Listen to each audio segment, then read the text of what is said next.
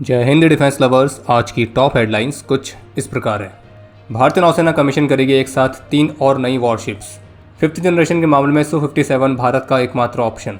अगले साल से डिलीवर होंगे नए Su-30 MKI। और पाकिस्तान ने सऊदी अरेबिया में डिप्लॉय करे 8000 ट्रूप्स, JF-17 के स्क्वाड्रन और चाइनीज एयर डिफेंस सिस्टम।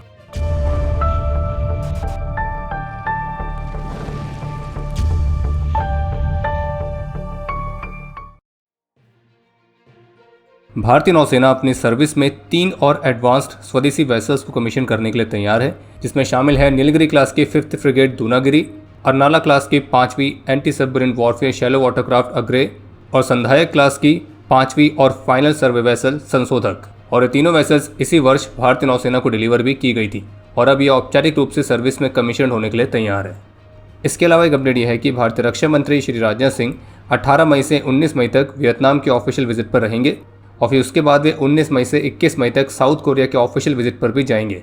और इन दोनों एशियन नेशंस की विजिट का प्रमुख उद्देश्य है कि इन दोनों देशों के साथ अपने बायलैटरल एंगेजमेंट को और एक्सपैंड करना, और जिसमें मिलिट्री कोऑपरेशन को बढ़ावा देने से लेकर defence industrial partnerships, maritime collaborations और इंडो पैसिफिक रीजन में पीस और स्टेबिलिटी को प्रमोट करना शामिल रहेगा। अभी हाल ही में रशिया के 5th generation fighter jet Sukhoi Su-57 के ट्विन सीट वाले वेरिएंट की इमेजेस सामने आई थी और इस वेरिएंट का नाम है सुखोई Su-57D। और इस Su-57D वाले वेरिएंट में जो कॉकपिट है वो थोड़े बड़े साइज का दिख रहा है, एक लॉन्गर कैनोपी है। और Su-57 की इस नई वेरिएंट की इमेजेस के साथ ही एक बार फिर से भारत में दोबारा से सुखोई Su-57 को लेकर डिबेट शुरू हो गई है। लेकिन इसी बीच बिजनेस स्टैंडर्ड की तरफ से एक रिपोर्ट देखने को मिली है और इस रिपोर्ट के मुताबिक अगर भारत को तेजी से स्टेल्थ कैपेबिलिटीज़ को एक्वायर करना है तो फिर भारतीय वायुसेना के पास Su-57 ही एकमात्र वायबल ऑप्शन उपलब्ध है। लेकिन इसी रिपोर्ट में डिफेंस सोर्सेज के हवाले से ये भी कहा गया है कि स्टेल्थ कैपेबिलिटीज़ के मामले में अन्य देशों के द्वारा किए गए एक्विजिशन को मैच करना भारतीय वायुसेना की खरीद प्राथमिकताओं को निर्धारित नहीं करता है, जबकि भारतीय वायुसेना को अपने खुद के रडार एवेडिंग प्लेटफॉर्म्स और काउंटर स्टेल्थ कैपेबिलिटीज़ की रिक्वायरमेंट है। बाकी इसी रिपोर्ट में सोर्सेज का ये कहना है कि हालांकि जो एमका है वो अपने अर्ली फेसेस में ही है और इसलिए भारतीय वायुसेना को अगर शॉर्ट टाइम फ्रेम में स्टेल्थ कैपेबिलिटीज़ चाहिए तो ऐसे में Su-57 एकमात्र वायबल ऑप्शन बचता है। लेकिन ये भी कहा गया कि अगर ऐसी कभी कोई खरीद होती है तो ये भारत के स्वदेशी प्रोग्राम की कीमत पर नहीं होनी चाहिए। बाकी इस बात पर जोर दिया गया कि फ्रांस के साथ जो रफाल फाइटर्स की डील है वो समय पर पूरी हो, तो इस बात को सुनिश्चित करना बेहद ही जरूरी है, क्योंकि भारत की घटती हुई फाइटर स्क्वाड्रन्स की स्ट्रेंथ के बीच बेहद ही जरूरी है।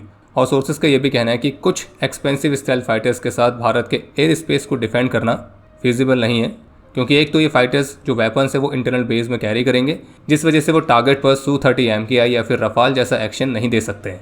और वहीं अगर स्टेल्थ फाइटर्स अपने एक्सटर्नल हार्ड पॉइंट्स पर वेपन्स को कैरी करते हैं तो ऑब्वियसली वो उनकी स्टेल्थ को कॉम्प्रोमाइज़ करता है। लेकिन इस बात पर भी जोर दिया गया कि हाईली कंटेस्टेड एयर स्पेस जैसे कि ऑपरेशन सिंदूर के दौरान भारत ने स्ट्राइक करी थी, तो इस तरह के इन्वायरमेंट में ऑपरेट करने के लिए 5th जनरेशन फाइटर्स जरूरी हो जाते हैं। लेकिन फिलहाल भारत को ज़्यादा रिक्वायरमेंट है 4.5 जनरेशन फाइटर्स की। बाकी अगर भारत सुखोई Su-57 को ऑपरेट करता है तो उसके क्या क्या प्रभाव पड़ सकते हैं, तो इस पर एक डेडिकेटेड वीडियो हमने पहले बनाई है, आप उसके माध्यम से भी जानकारी प्राप्त कर सकते हैं। भारतीय वायुसेना की स्क्वाड्रन लीडर सानिया भारत की पहली वुमेन ऑफिसर बनी है जिन्होंने कैट ए क्वालिफाइड फ्लाइंग इंस्ट्रक्टर क्वालिफिकेशन को अर्न किया है। और जानकारी के लिए आपको बता दें कि कैट ए यानी कि category A qualified flying instructor qualification को अर्न करने का मतलब है कि वो भारतीय वायुसेना की हाईएस्ट रेटेड और मोस्ट एक्सपीरियंस फ्लाइंग इंस्ट्रक्टर में शामिल हुई है। क्वालिफाइड फ्लाइंग इंस्ट्रक्टर एक स्पेशली ट्रेंड पायलट हुआ जो कि अन्य पायलट्स को ट्रेन करता है, और इसमें जो कैट ए है यानी कि कैटेगरी ए, तो ये रिप्रेजेंट करता है क्वालिफाइड फ्लाइंग इंस्ट्रक्टर्स में टॉप इंस्ट्रक्टर कैटेगरी को, और जिसको अचीव करने के लिए आपके पास एक कमाल की स्किल होनी चाहिए, और ये बेहद ही प्रेस्टिजियस कैटेगरी हुई। इसके अलावा एक अपडेट यह है कि भारत के नार्कोटिक्स कंट्रोल ब्यूरो ने एक प्रमुख इंटरनेशनल ड्रग ट्रैफिकिंग नेटवर्क को बस्ट किया है और इस दौरान कैप्टेगॉन जैसे हाईली एडिक्टिव ड्रग को सीज किया गया है। और ये जो कैप्टेगॉन है इसे आईसिस के ऑपरेटिव्स काफ़ी ज़्यादा इस्तेमाल करते हैं और इसी वजह से इसे जिहादी ड्रग का नाम भी मिला हुआ है, और ये पहला ऐसा इंसिडेंट है जब ये जिहादी ड्रग भारत में सीज किया गया है। बाकी एनसीबी के इस मेगा ऑपरेशन में इस नेटवर्क के प्रमुख किंग पिन को गिरफ्तार कर लिया गया है जो कि सीरिया का नागरिक है और उसका नाम है अल्ब्राज अहमद, और इसके पास से लगभग 227.7 किलोग्राम तक के कैप्टेगॉन को रिकवर किया गया था जो कि टैबलेट और पाउडर के फॉर्म में था, और इसकी कीमत है लगभग 182 करोड़ रुपीस। और नार्को टेरर नेटवर्क्स को बस्ट करने के मामले में भारत की फोर्सेस के लिए एक महत्वपूर्ण उपलब्धि है। रॉयटर्स की रिपोर्ट के मुताबिक म्यूचुअल डिफेंस पैक्ट के अंडर पाकिस्तान ने सऊदी अरेबिया में 8000 ट्रूप्स, JF-17 फाइटर्स की स्क्वाड्रन ड्रोन्स और HQ-9 एयर डिफेंस सिस्टम्स को डिप्लॉय किया है। और सऊदी अरेबिया में इस तरह की फुल स्केल डिप्लॉयमेंट पाकिस्तान द्वारा पहली बार की गई है। और ये भी कहा गया है कि अगर 8000 ट्रूप्स के अलावा और भी ट्रूप्स की डिप्लॉयमेंट की ज़रूरत पड़ेगी तो वे और भी भेजेंगे। बाकी सऊदी अरेबिया इनको फाइनेंस करेगा और पाकिस्तानी पर्सनल इन इक्विपमेंट को ऑपरेट करेंगे। बाकी ये भी मेंशन किया गया कि इस म्यूचुअल डिफेंस पैक्ट के अंदर पाकिस्तानी वॉरशिप्स को भी डिप्लॉय करना शामिल है, लेकिन फिलहाल ये कंफर्म नहीं है कि पाकिस्तान ने अभी कोई वॉरशिप सऊदी अरेबिया में डिप्लॉय करी है या नहीं।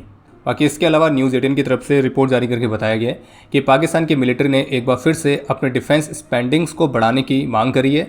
और पाकिस्तान की फाइनेंस मिनिस्ट्री के सोर्सेज के मुताबिक पाकिस्तान की जो मिलिट्री एस्टेब्लिशमेंट है वो करीब 20 से 25% तक डिफेंस स्पेंडिंग को बढ़ाना चाहता है। और ये सब तब है जब पाकिस्तान की अर्थव्यवस्था ऑलरेडी निचले से भी निचले स्तर पर पहुंच चुकी है। IMF के सपोर्ट के बिना वो चल भी नहीं सकते, लेकिन फिर भी पाकिस्तान की मिलिट्री महत्वपूर्ण तरीके से डिफेंस बजट को बढ़ाने की मांग कर रही है। और ये सब तब है जब IMF की एक टीम ऑलरेडी पाकिस्तान में है, जहां पे वे उनके अगले बजट के लिए फ्रेमवर्क को पाकिस्तानी अथॉरिटीज़ के साथ डिस्कस कर रहे हैं। और जो IMF है वो इस पक्ष में बिल्कुल भी नहीं है कि जब पाकिस्तान की आर्थिक व्यवस्था ऑलरेडी पहले से ख़राब है तो ऐसे में पाकिस्तान की जो मिलिट्री एक्सपेंडिचर की बढ़ती हुई डिमांड है तो वो सही नहीं है, क्योंकि पाकिस्तान कुछ वर्षों से खुद की इकोनॉमी को स्टेबलाइज करने के लिए IMF के बेल आउट पैकेजेस पर महत्वपूर्ण तरीके से निर्भर है। पर अगर पाकिस्तानी मिलिट्री का डिफेंस बजट बढ़ भी जाता है तो भी इसमें कोई सरप्राइज होने वाली बात नहीं है, क्योंकि हर कोई जानता है कि पाकिस्तान में पाकिस्तान की आर्मी ही रूल करती है। सिविलियन गवर्नमेंट तो वहाँ बस नाम के लिए है। लेकिन कुछ सोर्सेज का ये भी कहना है कि पाकिस्तान की मिलिट्री अपने इस डिफेंस बजट को बढ़ाना इसलिए भी चाह रही है क्योंकि ऑपरेशन सिंदूर के दौरान भारत की स्ट्राइक से उनको बहुत ही हैवी लॉस हुआ था और अब अपनी इन्वेंट्री को रिप्लेनिश करने के लिए उन्हें एक अच्छे बजट की ज़रूरत है। और वैसे देखा जाए तो ये न्यूज़ ऐसे बिल्कुल भी नहीं होनी चाहिए कि पाकिस्तानी मिलिट्री ने अपने बजट को बढ़ाने की मांग करी है, बल्कि एक्चुअल में ये होना चाहिए कि पाकिस्तानी मिलिट्री बता रही है कि हम बजट बढ़ा रहे हैं। मांग करने का सवाल तो वहाँ पे आता है जहाँ पे ये किसी सिविलियन गवर्नमेंट के अंडर काम कर रहे होते हैं, पर वहाँ पे गवर्नमेंट पाकिस्तान की मिलिट्री है तो ऑब्वियसली वो एक तरह से बता ही रहे हैं कि हम अपना बजट बढ़ाने वाले हैं। रही बात पाकिस्तान की जनता की, तो उनका तो ब्रेन वॉश कर ही देंगे। दिसंबर 2024 में जो भारतीय वायुसेना के लिए 12 Su-30 MKI फाइटर्स की खरीद के लिए एक कॉन्ट्रैक्ट साइन किया गया था, तो इसी कॉन्ट्रैक्ट के तहत जो इन नए Su-30 MKI फाइटर्स की डिलीवरी है तो वो फाइनेंशियल ईयर 2027-28 से शुरू की जाएगी। इसके अलावा एक बड़ा अजीब सा मामला सामने आया है कि पाकिस्तानी आतंकी संगठन लश्कर का एक आतंकी जिसका नाम है मोहम्मद उस्मान जट उर्फ चाइनीज़, जिसने जम्मू कश्मीर में आतंकी हमलों को अंजाम देने के लिए घुसपैठ करी थी, लेकिन इसने जम्मू कश्मीर में घुसने के बाद अपने ऑपरेशंस को पॉज कर दिया और अपने मिशन को पूरा करने के बजाय उसने अपने सर पर बाल उगाने वाले यानी कि हेयर ट्रांसप्लांट करना चुना। और इस मोहम्मद उस्मान जट ने खुद ही पूछताछ में बताया है कि जब वो कश्मीर में घुसा तो उसने ये पाया कि यहाँ की जो लाइफ है वो उस सिनेरियो से बिल्कुल ही अलग है जो कि वहाँ उन्हें आतंकी ट्रेनिंग कैंप्स में सिखाई जाती थी या बताई जाती थी। और फिर उसके बाद एक शॉप ओनर से पता लगने के बाद वो श्रीनगर में हेयर लाइन रिस्टोरेशन के लिए गया। बाकी NIA इस मामले की जांच कर रही है और इंटेरोगेशन में मोहम्मद उस्मान ने खुद ही बताया है कि वो जम्मू कश्मीर में वैली के नॉर्दर्न पार्ट से घुसा था और किन किन जगहों पर वो थोड़े समय रहा था। लेकिन जब वो कश्मीर में घुसा, यहाँ की डेली लाइफ उसने देखी तो रियलिटी देखकर वो दंग रह गया, क्योंकि सीमा पार लश्कर के ट्रेनिंग कैंप में उसको जो भी बताया जा रहा था जम्मू कश्मीर के बारे में, जम्मू कश्मीर की सिचुएशन के बारे में, वो बिल्कुल ही अलग थी। यहाँ पे उसने देखा कि डेवलपमेंट हो रहा है, लोग खुश हैं, सभी अच्छी तरह से रह रहे हैं। और ऑब्वियसली लश्कर के कैंप में इसको इसका बिल्कुल अपोजिट बताया गया होगा। कुछ ऐसा बताया गया होगा कि यहाँ पे लोगों के साथ अत्याचार हो रहा है, भारत की फोर्सेस उनको दबा रही है। पर जब उसने यहाँ का खुद देखा कि ऐसा कुछ भी नहीं है तो उसका जो ऑब्जेक्टिव है वो पूरी तरह से शिफ्ट ही हो गया। बाकी जो मोहम्मद उस्मान है ये आतंकी सर्कल्स के अंदर चाइनीज़ के नाम से भी मशहूर था। पूछताछ में इसने ये भी बताया कि जब ये श्रीनगर के अपर हिल्स में रह रहा था तो वहाँ पे इसको पाकिस्तानी आतंकी जरगम और अब्दुल्ला उर्फ अबू हुरेरा से इंट्रोड्यूस करवाया गया था। इसने उन कई सारे लोगों के नाम भी बताए हैं जिनके साथ ये रहा था और जिसकी वजह से श्रीनगर पुलिस को ओवरग्राउंड वर्कर्स के पूरे नेटवर्क को बस्ट करने में मदद मिली है, जो कि नॉर्थ कश्मीर और श्रीनगर सिटी से ऑपरेट कर रहे थे। बाकी इसके अलावा एक और अपडेट है कि पाकिस्तानी बॉट अकाउंट्स के द्वारा एक फेक न्यूज़ फैलाई जा रही है, जिसमें भारतीय सेना के सीनियर मिलिट्री ऑफिशियल के हवाले से कहा जा रहा है कि भारत और तालिबान पाकिस्तान के खिलाफ वॉर वाली सिचुएशन में एक स्ट्रेटेजिक एलाइज रहेंगे। और ये भी कहा जा रहा है कि भारत एक जॉइंट डिफेंस पैक्ट को भी अनाउंस करने वाला है तालिबान के साथ। तो आपको स्पष्ट करते कि भारतीय सेना के किसी भी ऑफिशियल की तरफ से ऐसी कोई भी स्टेटमेंट नहीं आई है और ये सारे दावे फर्जी हैं। और अब समय है आज के इतिहास का। आज के दिन 1966 में 19 असम राइफल्स के राइफलमैन सुनील कुमार ने अपना सर्वोच्च बलिदान दिया। और आपके लिए आज का प्रश्न है कि भारत नेपाल बॉर्डर पर भारत की कौन सी फोर्सेस डिप्लॉय रहती हैं। और अब समय है आज के टॉप 3 कमेंट्स का, जो ये रहे आपकी स्क्रीन पर।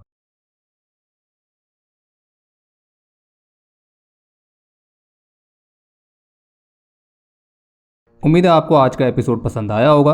पसंद आया तो वीडियो को लाइक करना ना भूलें आपके कोई भी सुझाव या सवाल हो तो उसके लिए कमेंट सेक्शन ओपन है। और अगर आप डिफेंस रिलेटेड और भी एक्सक्लूसिव कंटेंट में दिलचस्पी रखते हैं तो आज ही प्ले स्टोर से डिफेंस स्क्वाड की सुपर ऐप को डाउनलोड करना ना भूलें। और अगर आप चैनल पर पहली बार आए हैं तो squadron.in पे जाके हमारे नए डिज़ाइंस को भी चेकआउट जरूर करें। बाकी जल्द मिलेंगे नए एपिसोड के साथ, तब तक के लिए जय हिंद, जय भारत।